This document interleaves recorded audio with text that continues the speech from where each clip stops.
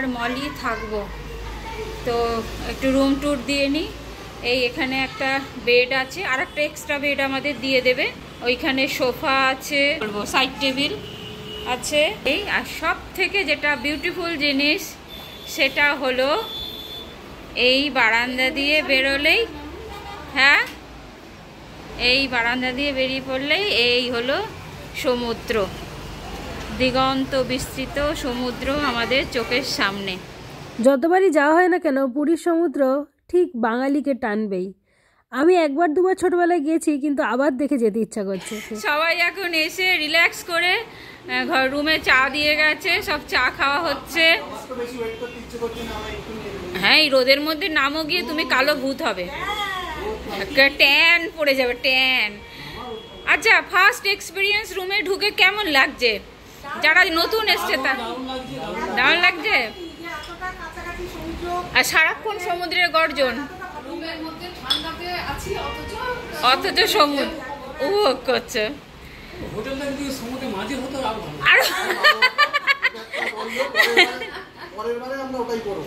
হোটেলের মাঝখানে, এই সমুদ্রের মাঝখানে হোটেল চাই, চারদিকে শুধু সমুদ্র থাকবে। এই রুমে চা খাওয়া হচ্ছে আর এই বাইরে সমুদ্র। আমি চড়বো, বললাম যে 500 টাকা তো নির্ঘাত নেবে। হ্যাঁ আমি তো উটের মতো হাঁটতে পারি, আমি এমনি আসাজ লম্বা উটের মতো নিয়ে সমুদ্রে বেশ খানিকটা হাঁটবো। 500 টাকা আমাকে সমুদ্রে দিয়ে দেবে। 500 মানে 2000 টাকা, 2000 টাকা 1400। বুঝতে পারছো দিদি? দেখো তোমার ওরা 500 টাকা নেয়, আমি 150 টাকা করবো।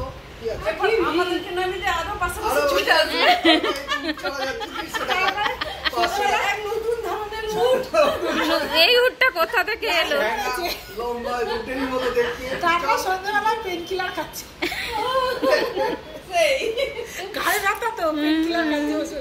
এই দিদি দাদা একটা কথা বলো, 30 বছর পূর্ণ হচ্ছে, কোনো গিফট দেওয়া উচিত কি উচিত না? উচিত না? ওই যে অমিত ঘোষ পুরো ফাঁকি দিয়েছে, হ্যাঁ পুরো ফাঁকি দিচ্ছে। ঠিক আছে না, আমার গিফট চাই সেটা হচ্ছে যে মানে আমরা যে মোবাইলে ছবি তুলবো কিন্তু ওইখানে যে ফটোগ্রাফাররা থাকে না, তাই দিয়ে গোটা 4-5 ছবি তুলে দিতে হবে। খুব সামান্য চাহিদা, কারণ ওদের ফটোগুলো কি বলো তো খুব সুন্দর হয়, ওইগুলো 5-6টা তুলে নেবো। হ্যাঁ না আমি দাদার ঘাড়ে উঠবো না, ছোট ছোট উঠ। আমি ওই উটের পিঠে উঠবো আর ছবি তুলে দেবে ওই ভালো ফটোগ্রাফার দিয়ে। দুটো কুচালা উঠ দেখলাম একটা।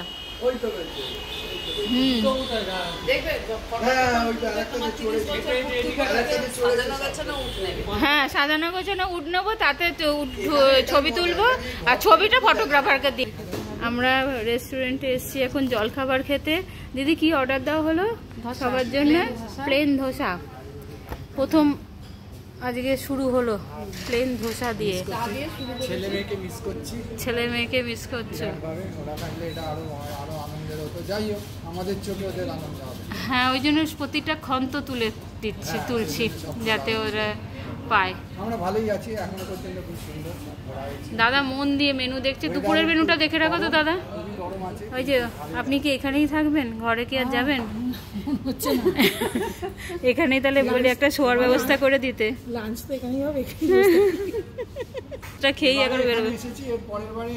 যে সমুদ্রে এসি আছে ওখানে যাবো। যে সমুদ্রে এসি আছে, সমুদ্রের এসি সন্ধেবেলা বুঝতে পারবে, বুঝলে সন্ধেবেলা বুঝতে পারবে যে সমুদ্রের এসি কাকে বলে। এখন বুঝতে পারছে না। ওইখানে মাছ দেখো কি বিশাল অ্যাকোরিয়ামে, অ্যাকোরিয়ামটা তুলতে হবে তো। কত বড় মাছটা দেখেছি সাইডে। না না কানকো নড়ছে, কানকো নড়ছে, ওই তো কানকো নড়ছে। দেখো ওর কানকো নড়ছে। হ্যাঁ কানকো নড়ছে, ওই তো অ্যাকোরিয়ামে বড় মাছটা নড়ছে। না না ও আর কিছু করছে না, শুধু ওইটুকু পাখনা নড়ছে না, খালি নিঃশ্বাস নিচ্ছে। কিন্তু ওর কানকো তো নড়ছে। না না না, ওটা সত্যিকার মাছ নয়। পেট উঠছে নামছে, কানকো নড়ছে।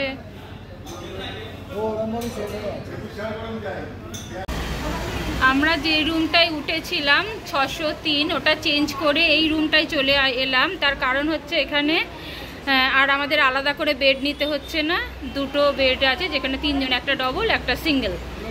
তো আমাদের 3 জনের হয়ে যাবে। শুধু তাই নয়, এই ঘরটার বিশেষত্ব হচ্ছে এর এদিকেও জানলা দিয়ে বাইরের ভিউ পুরো দেখা যাচ্ছে সেই স্বর্গদ্বার পর্যন্ত। এটা দেখাতে গেলে আমায় ফোনটাকে এই বাইরে নিতে হবে, পুরো দেখা যাচ্ছে এবং ভীষণ হাওয়া বইছে, ভীষণ হাওয়া।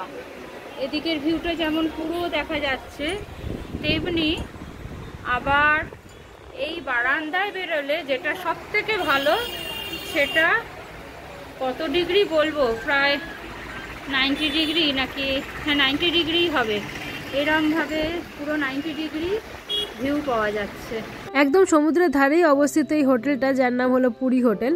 আর সেখানে ওরা এই রুমটা যেটা পেয়েছে একদম 5 তলার মাথায় পেয়েছে, তো সেই কারণে ভীষণ সুন্দর চারিদিক দেখতে লাগছে। সামনেই সমুদ্র, বারান্দা দিয়ে যেমন দেখা যাচ্ছে তেমন আবার জানলা দিয়েও দেখা যাচ্ছে, তার সেই কারণে আসছে ভয়ঙ্কর হাওয়া।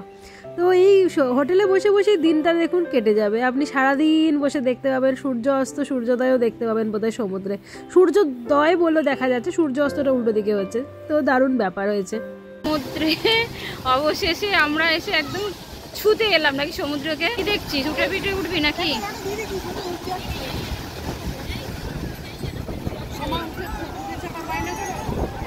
হ্যাঁ, আমাদের কর্তারা তো আসেনি, কর্তারা এলে ওর বায়নাটা করতে হবে উঠের পিঠে ওঠার।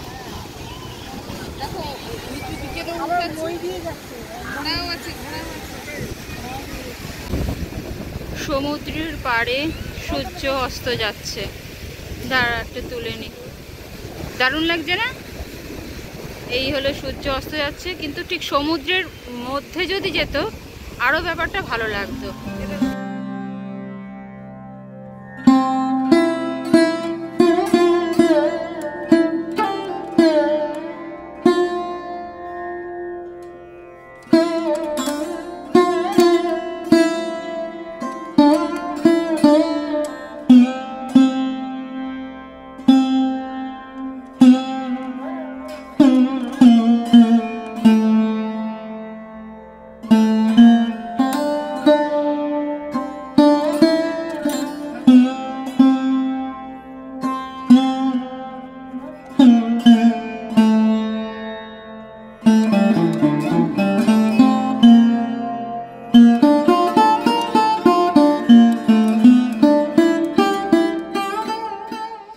চলে এসেছি আবার অ্যাভিগনন বলে যে জায়গাটায় ফ্রান্সে গিয়েছিলাম সেইখানেই, কিন্তু মনটা জানেন তো যখন ভিডিওটা বানাচ্ছি সেই পুরীতেই কিন্তু পড়ে আছে। বাঙালির মানে একটা টান থাকে না, নিজের জায়গা, নিজের দেশ, নিজের ভাষা, নিজের ঐতিহ্য, নিজের মানে নিজের একটা জিনিস, সেটা কিন্তু বিদেশে যতই বলুন খুব সুন্দর জায়গা, সব কিছু ভালো, কিন্তু কোথাও না কোথাও মন পড়ে থাকে বাঙালির সেই নিজের চেনা মুহূর্তগুলোর মধ্যে। নস্টালজিক হয়ে গেছি। যাই হোক, তো আবার শুরু করি ফ্রান্সে কী কী দেখলাম। তো আমি তো গেছিলাম সেই ইনরায়, অ্যাভিগননের ইনরায় বলে ইনস্টিটিউটে, সেখানে এদের অফিস সাজানোর জিনিসগুলো দেখে অবাক হচ্ছি। অদ্ভুত অদ্ভুত টাইপের দেখুন, কাগজ দিয়ে অরিগামি বানিয়ে সাজিয়ে রেখেছে, মরা ডালের উপর ফুল বানিয়েছে অরিগামি করে কাগজ দিয়ে, বেশ সুন্দর সাজানোরটা। একটা জিনিস আমার মন টানলো, সেটা হলো খুব ছোট্ট ছোট্ট উপাদান দিয়ে কত সুন্দর করে এরা ডেকোরেশন করেছে, কোনো দামি জিনিস কিচ্ছু নেই, হাতে তৈরি ছোট্ট ছোট্ট জিনিস যেগুলো হয়তো স্টুডেন্টরাই বানিয়েছে, কিন্তু সেগুলোকে কত সুন্দর করে সাজিয়ে রেখেছে। একটা মরার ডাল, কিন্তু তাকেও যে কিভাবে সুন্দর করে বানিয়ে তোলা যায় সেটা দেখে আমার ভীষণ অবাক লেগেছে। আর এইখানে দেখুন এই টুপি টাইপের কি একটা বানিয়েছে, কাগজগুলোকে ফোল্ড করে করে তার উপর থেকে আবার পাখি উড়ছে, আর নিচে কতগুলো পাইন কোন রাখা, কোনো কিন্তু খরচা নেই, কিন্তু একটা নিজের মানে একটা নিজস্বত্ব পেলাম। যে মানুষটা বানিয়েছে, কে বানিয়েছে তো জানি না, কিন্তু দেখে খুব ভালো লাগছিল, খুবই ভালো লাগছিল। জানি না আপনাদের কীরকম লাগে, কিন্তু আমার এই ছোটো ছোটো হাতে তৈরি কাজ এবং সেগুলোকে এভাবে সাজিয়ে রাখলে সেই জিনিসটা আমাকে খুবই মনের ভিতর থেকে নাড়া দেয় আমার। তারপরে বাইরে ভীষণ সুন্দর হাওয়া দিচ্ছিল, আর সবথেকে বড় কথা প্রথমে সকালে খুব মেঘ করেছিল, কিন্তু যেই দুপুর হয়েছে দেখুন পুরো মেঘ কেটে গেছে, সুন্দর হাওয়া দিচ্ছে, আকাশ নীল আর সাদা পেঁজা তুলোর মতো মেঘ ঘুরে বেড়াচ্ছে, পুরো মনে হচ্ছে যেন শরৎকাল এসে গেছে। সকালে টেম্পারেচারটা বেশ ঠান্ডা থাকলেও যেই সূর্য উঠেছে সাথে সাথে টেম্পারেচার প্রায় 20-র কাছে, মানে অত্যন্ত মনোরম ওয়েদার। ক্রিসমাস ট্রিটার মধ্যেও দেখুন লাল লাল ছোটো ছোটো কী সব লাগিয়েছে, আর ঘন্টা লাগানো ছিল। তো এই ইনস্টিটিউটের ভিতর এর মধ্যেই আমরা হাঁটাচলা করছিলাম, আমার কিছু কাজ ছিল, সেই কাজগুলো শিখে নিলাম এদের কাছ থেকে। আর আমাকে একটা টক দিতে হতো, মানে আমার কি কাজ করি, কেন ওদের মানে ওরা কি একটা জিনিস জানে, বুঝেছেন, সেই জিনিসটা আমি শিখতে এসেছিলাম। তো কেন সেটা শিখতে চাই, কোন এক্সপেরিমেন্টে আমি সেটাকে ইউজ করব, মানে কোন কাজের জন্য ওই এক্সপেরিমেন্টটাকে ইউজ করব, এইগুলো সব জানার জন্য আমি এখানে এসেছিলাম। তো সেগুলো ওদের সাথে অনেকক্ষণ ধরে আলোচনা হলো, আমাকে অনেক সময় দিয়ে অনেক ভালো করে মানুষরা বুঝিয়ে দিল। তো সেগুলো কিন্তু আমার খুব ভালো লাগলো, এত সম্মান পেতে বেশ ভালোই লাগে। তারপরে এই দেখুন এই গাছটা, এরা এমনি বুনো গাছ, তার মধ্যে দেখুন কিরমভাবে অ্যাফিড লেগে আছে, তো সেটা তুলে একজন স্টুডেন্ট দেখাচ্ছিল। এখানে ওরা চেরি গাছ লাগিয়েছে আর আপেল গাছ লাগিয়েছে, তো অর্কাড বা অর্চার্ড বলে না, সেই রকম আপেলের বাগান আর চেরি গাছের বাগান। সেই বাগানের মধ্যে ওরা বিভিন্ন ধরনের এক্সপেরিমেন্ট করছে, তো সেইগুলোই আমাদেরকে ঘুরিয়ে ঘুরিয়ে দেখাচ্ছিল। এই যে দুজন, একটি মেয়ে একটি ছেলে আমাদেরকে নিয়ে গিয়ে দেখাচ্ছে, আর আমি আর আমার সাথে একজন টেকনিশিয়ান এসছে, আমরা দুজনে ঘুরে ঘুরে দেখছি। তো এই দেখুন এটা হলো চেরি গাছের একটা জায়গায়, অর্কাডে এসেছি। অর্চার্ড না অর্কাড কি বলে বলুন তো ইংরাজিতে। তারপরে দেখুন ঘাসে কিরম সুন্দর সুন্দর ফুল ফুটে আছে, ঘাস ফুলগুলো না আমাকে ভীষণ নাড়া দেয়, কারণ আমাদের দেশে যে ঘাসের ফুলগুলো হয় ছোটো ছোটো সাদা সাদা হয়, নানান ধরনের হয়, অতটা চোখে পড়ে না। এই ফুলগুলো যেন বড় আর ভীষণ উজ্জ্বল, দেখলেই চোখে মানে যে বেশ একটা রিফ্লেকশন হয় আলোর, খুব সুন্দর লাগে। তারপর এই গাড়িটায় করে এই একজন প্রফেসর দেখছি ঘুরে বেড়াচ্ছিল, তো তার গাড়িটা এত সুন্দর, আর কালারটা গাড়ির যে আমি বারবার ওই ছবিটা তুলেছি আর অনেক জায়গাতেই ছবিটা দিয়েছি। যাই হোক, তারপর এই যে ঘাস ফুল, আর একটা গাছ হয়েছিল, এই গাছটার নাম জানি না, কিন্তু ভীষণ সুন্দর গোলাপি ফুল হয়েছিল। এটা কিন্তু আলাদা গাছ, মানে ওরা এই গাছে কাজ করছে না, এমনি সাইডে হয়েছিল। তার ফুলটা এত সুন্দর যে আমি ছবি না তুলে থাকতে পারিনি। এই যে এই গাছটার কথা বলছি, বেশ বড় গাছ, পাতা টাতা সেরকম একটা নেই বললেই চলে, শুধু ফুলে ভর্তি। আর ঘাসের উপরে এই রকম টাইপের জানেন তো শীষ হয়েছিল, হলে ধান শীষ যেরকম হয় সেরকম ঘাসের শীষ হয়েছিল, সেটাও বেশ সুন্দর লাগছিল কিন্তু দেখতে। একা ঘুরে বেড়ালে আপনি প্রকৃতিকে আরও বেশি করে কিন্তু উপভোগ করতে পারবেন, কারণ বাড়ির লোক থাকলে কি হয়, ওদের সাথে গল্প করতে করতে সময় কেটে যায়। এখানে একা, তাই এইসব দেখছি বসে বসে।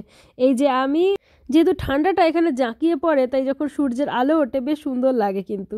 তারপরে আর কি, তারপরে হয়ে গেল আমার কাজ, ইনস্টিটিউট থেকে বেরিয়ে পড়লাম, বাসে চড়েছি, আর বাসের একদম সামনের সিটটা পেয়ে গেছি, তো সেই জন্য এত সুন্দর দেখতে লাগছে। বাসে চড়ে যেতেও যে এত ভালো লাগছে কি বলবো, আসলে টেম্পারেচার কম থাকলে শরীরে একটু আরাম লাগে, আর তাহলে সব কিছু ভালোই লাগে। খুব ঠান্ডায় ভাল লাগে না, আবার খুব গরমেও ভালো লাগে না, যেহেতু ওয়েদারটা বেশি সুন্দর তাই সব কিছুই ভালো লাগছে। এটা কি আপনাদের সাথেও হয় যে যেদিনকে টেম্পারেচারটা ঠিকঠাক থাকে সেদিনকে খুব এনজয় করা যায়? এরপরে আমরা ঘরে চলে গিয়ে একটুখানি রেস্ট নেব আধা ঘন্টা, তারপরে ঠিক করেছি বেরোবো শহরের মাঝখানে অবস্থিত চার্চ আর আশপাশগুলোকে দেখতে। তো আমার সাথে লিও বলে যে টেকনিশিয়ানটা আছে, ও বললো বেরোবে, তো থাকলে ভালোই হবে, কারণ ও তো ফরাসি ভাষায় কথা বলতে পারে, তো কোথাও কোনো লোককে কিছু জিজ্ঞেস করতে হলে ও কিন্তু আমাকে হেল্প করতে পারবে। এই দেখুন রাস্তায় এখানে ট্রাম থেমে আছে, এই যে গাড়ি দুটো আছে ওই দুটো ট্রাম, আর ট্রামে দেখুন বাচ্চাগুলো দৌড়ে দৌড়ে গিয়ে উঠছে। সামনের বিল্ডিংটাও বেশ সুন্দর, কারণ আমার এই যে বারান্দায় কালারফুল বারান্দায় কী সব লাগিয়েছে কাট মতো, কিন্তু রঙিন রঙিন দেখে বেশ ভালো লাগছিল। আর এই যে জ্যাম হয়েছে, তো আমরা জ্যাম না অ্যাকচুয়ালি সিগনালেই গাড়ি দাঁড়িয়েছিল, তো সেই জন্য দাঁড়িয়ে আছি আর বসে বসে অপেক্ষা করছি কখন ট্রামটা চলতে শুরু করবে। লক্ষ্য করুন বাড়িগুলোর মাথায় কিন্তু টালি দিয়ে ছাদ তৈরি করা হয়েছে, এটা কিন্তু আমি ব্রিটানিতে খুব একটা লক্ষ্য করিনি। প্যারিসে দেখেছি টালির ছাদ, আর এখানেও দেখছি টালির ছাদ। এই যে ট্রামটা দেখুন, ট্রামটা তো চললো না, কিন্তু বাসটাই চলতে শুরু করে দিল, তাই ট্রামটা পুরো দেখতে পাওয়া যাচ্ছে। কি দারুণ দেখতে ট্রাম, তাই না? দারুণ লাগছে ট্রামটাকে দেখতে। আর এই যে টালির ছাদওয়ালা প্রত্যেকটা বাড়ি এখানে দাঁড়িয়ে আছে, এখানকার বাড়ি অনেক বাড়িরই বয়স অনেক বেশি। আজকে ভিডিওটাকে আর এর থেকে বেশি লম্বা করব না। এই 1400 শতকে তৈরি পাঁচিলটা দেখতে আসবো বিকালবেলায় বেরিয়ে, সেই ভিডিওটা পরের দিন দেখাচ্ছি আপনাদেরকে। সবাই ভালো থাকবেন, সুস্থ থাকবেন, আর যদি ভালো লেগে থাকে লাইক করে দেবেন, বন্ধুদের সাথে শেয়ার আর সাবস্ক্রাইব করে দেবেন। টাটা, ভালো থাকবেন, টাটা।